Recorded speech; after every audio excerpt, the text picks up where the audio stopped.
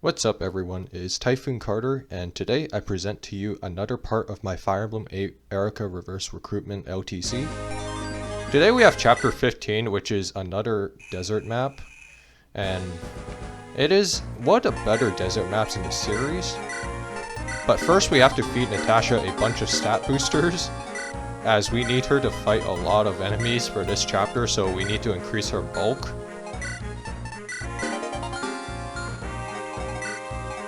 And then we also promote Garrick to Ranger, as he is finally long overdue to promote, and we need the extra movement as his stats are more than good enough, and we don't really need the axes for this run. Despite it being a desert map, there is a fair share of room to allow our horses to do some work, but it would still be flyer dominated for the most part.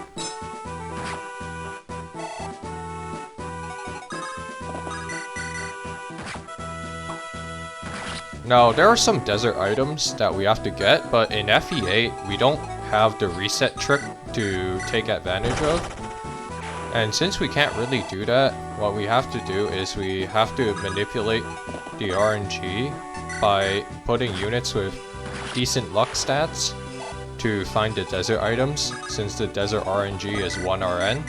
So that's not too bad, but there's only a few items that we can really get. One of those is the warp staff, and another being the boots, as some of the key items for us to get.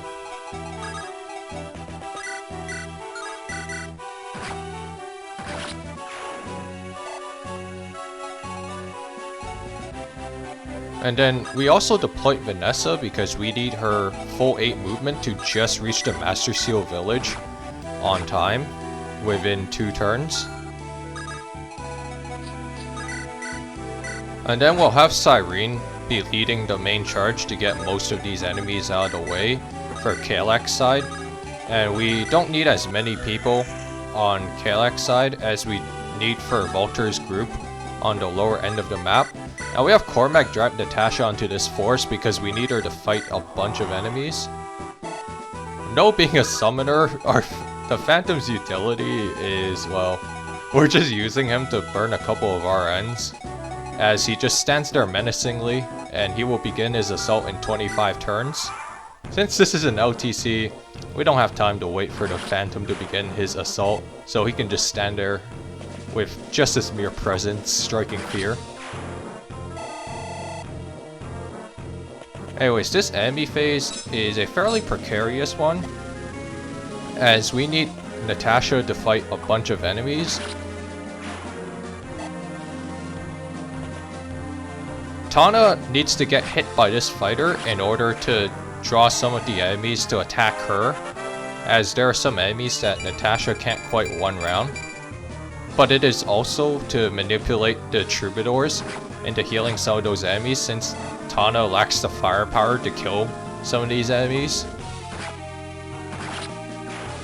Cyrene, for the most part, will be able to more or less solo these enemies, and all the enemies with 2 range are going to be only able to reach Cyrene and won't reach Garrick. And Garrick himself is strong enough where he can 1-round KO as well.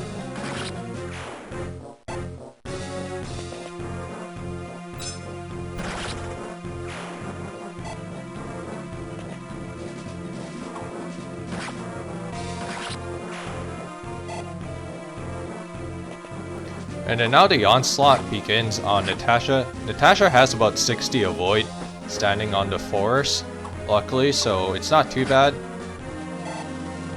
Tana is in some danger, but like, luckily the wyverns don't have too good of a hit on her.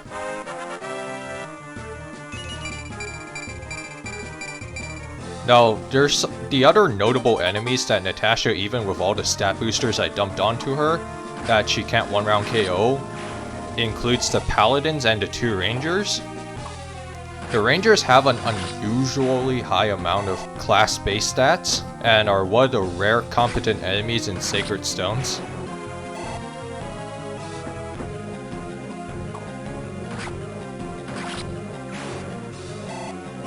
The Troubadours and that Eclipse Shaman that is nearby Volter are some of the enemies that are holding us back from, you know, just completing this map as fast as we can, alongside the bosses themselves. And we need to be able to kill them within 2 turns to get the 1 turn save over vanilla FE8.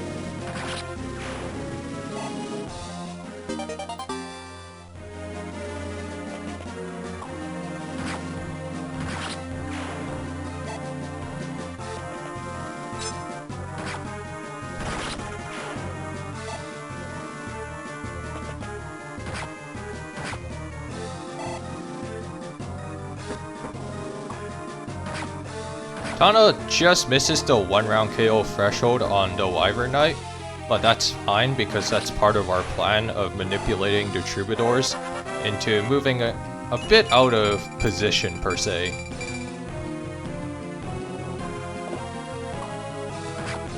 The Rangers are ridiculously fast. They have about 15 attack speed, and most of our units won't be able to double them except for Saleh and Cormac, to name a few, and the other units that can't really do it without being put in a fair share of danger. And there goes one of the Troubadours that we manipulated to move in such a way that allows us to position ourselves to clear enemies out for turn 2. Natasha just takes this free kill on the Troubadour, and we got a men's staff out of it, but that doesn't really matter.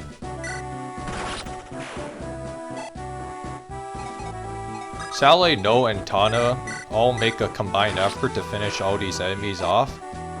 And No gets the boots, which we will give to Cormac for next chapter.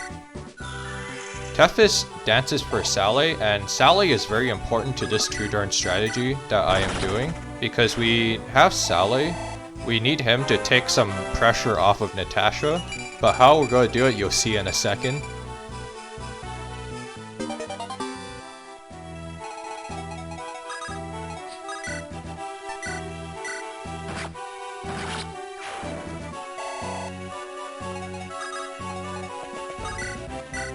Now Saleh gets rid of the Troubadour, but one thing to note is that Saleh's HP is a little bit lower than Natasha's, and that will be key for later on.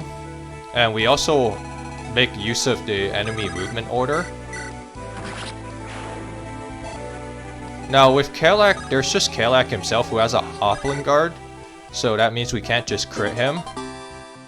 But we decided to give Cyrene a silver sword, so that she will be able to do a lot of damage to Kalak. And we also get the silver card. With the silver sword, Cyrene can just 2 round KO Kalak. She gets the warp staff, which is important for the rest of the run. Now Garrick could finish off Kalak here, but he misses once. But honestly it doesn't really matter, because even with all the HP Kalak heals, he will still like die to either one of them. Amelia's entourage arrives, but it doesn't really matter as we're going to finish this map up this turn. The Devil Axe Berserker goes for Saleh because he sees that he can put Saleh in more mortal danger than he would to Natasha.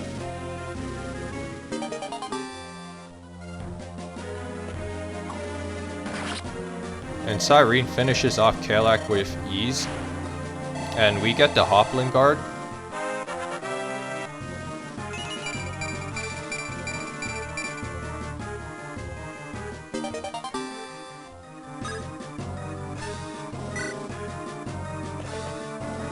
The Myrmidons need to hit Saleh, and doing this would allow Saleh to be targeted over Natasha. And we took advantage of the enemy movement order, because unpromoted enemies normally move first before promoted enemies, like I did last chapter. And Saleh is now at 11 HP. This puts him in kill range for the Paladins and the Rangers to target him instead of Natasha.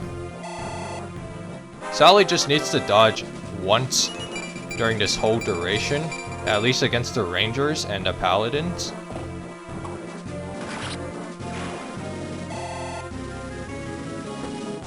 And Cormac unfortunately has to land a Pierce crit on Walter, or just a Pierce. And we finished chapter 15 in 2 turns, as Cormac levels up, and Walter drops a Philly shield upon defeat.